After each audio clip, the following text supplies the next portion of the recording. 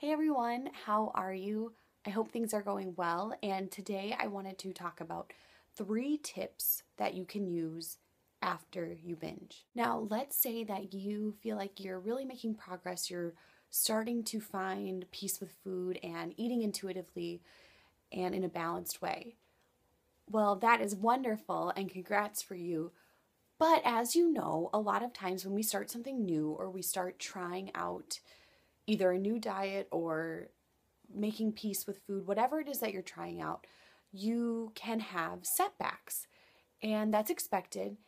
And what I think people don't realize is that sometimes you'll have a run of 2 weeks where you feel really successful, you feel like you're doing what you're supposed to be doing, and then maybe a week where you fall right back into your habits. So that happens because we're so used to doing things one way that when we go and completely change them, that voice or that pattern or those behaviors aren't completely gone. They didn't just vanish because you started something new. So they will push back. They will try to go against whatever new thing you are starting. And so you might feel that initial, like, yes, I can do this, I'm feeling good. And then you'll feel that pushback, which is when you fall back into your previous patterns or habits. So here is one tip that you can use after you binge so that you do it less and less in the future. One is to give yourself an amount of time to reflect on it. Set 30 minutes to an hour or maybe 20 minutes, whatever, and give yourself that time to truly reflect on why it happened, when it happened, what came right before that led you to that behavior. Make note of all these things, reflect on it, so that way you can really get clear on what you needed at that time. Because it wasn't really food. When we're overeating or binging, we're not needing food at that moment, we are needing something else. So when you figure out why you did it, when it happened, and what you were needing, you can then put some things in place for next time. Step number 2.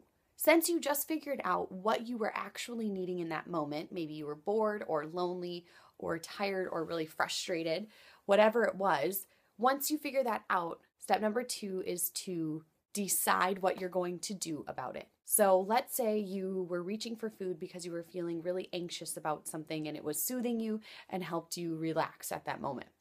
Well, what can you do over the next couple weeks to really take care of that need and fill that need in a way that doesn't use food? So maybe it's that you need to set up a counseling appointment, or you need to take a bubble bath a couple times a week, or go to yoga, or whatever helps you feel less stressed or less whatever it was that caused you to binge or overeat. Do more of that to help you lessen those feelings, which then lessens the urge to binge. Because when we binge or when we overeat, we are looking for something and it's not always food.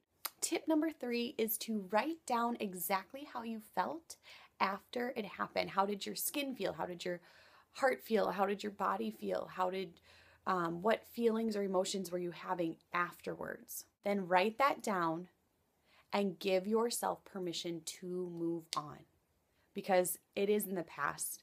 You used it, you reflected on it in a really positive way and a way that you can use in the future. So once you've done that, give yourself permission to move on.